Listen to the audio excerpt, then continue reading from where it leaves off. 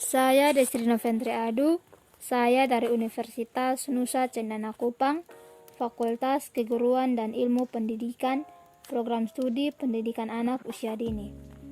Saya akan menjelaskan tentang gangguan yang sering terjadi pada pertumbuhan dan perkembangan anak usia 0-6 tahun. Salah satunya yaitu gangguan bipolar atau penyakit mania depresi. Penyakit mania depresi adalah kelainan otak yang menyebabkan perubahan mood dan pergeseran yang tidak wajar pada tingkat energi dan aktivitas. Ada 2 episode dalam gangguan bipolar, yaitu episode mania atau fase naik dan episode depresi atau fase turun. Pada fase mania, pengidap akan menjadi sangat bersemangat, energi, dan cenderung bicara dengan sangat cepat.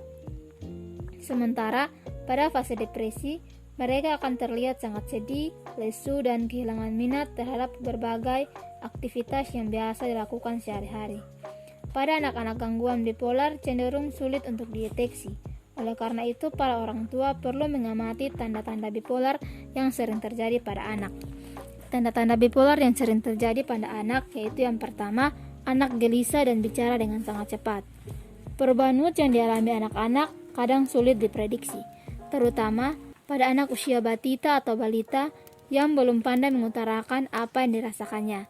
Namun, jika tiba-tiba anak menunjukkan perilaku gelisah dan mulai berbicara dengan sangat cepat hingga sulit dipahami, bisa saja itu merupakan gejala awal dari gangguan bipolar. Yang kedua, perubahan mood yang signifikan. Anak yang mengalami bipolar juga akan cenderung memiliki mood yang berubah-ubah. Misalnya, pada pagi hari ia begitu bersemangat, lalu beberapa jam berikutnya tiba-tiba merasa gelisah, marah, atau sedih tanpa alasan yang jelas.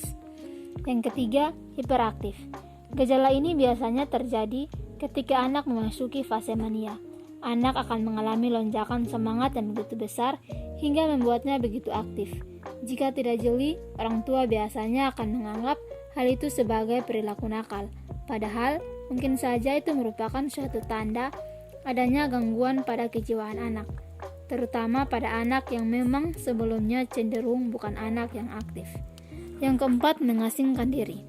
Jika anak tiba-tiba lebih suka menyendiri seperti menghabiskan waktu di kamar seharian dan tidak nyaman ketika harus berinteraksi dengan orang lain, mungkin saja itu suatu tanda bahwa ada gangguan kejiwaan yang dialaminya, seperti bipolar atau gangguan-gangguan kejiwaan lainnya. Yang kelima, kehilangan minat.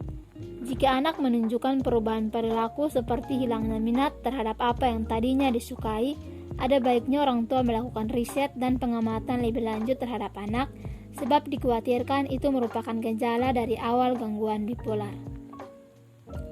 Perlu diketahui juga bahwa sejumlah gangguan lainnya juga dapat menyebabkan gejala seperti bipolar, antara lain attention deficit atau hyperactivity disorder atau ADHD, gangguan oposisi, gangguan perilaku, gangguan kecemasan, dan depresi berat.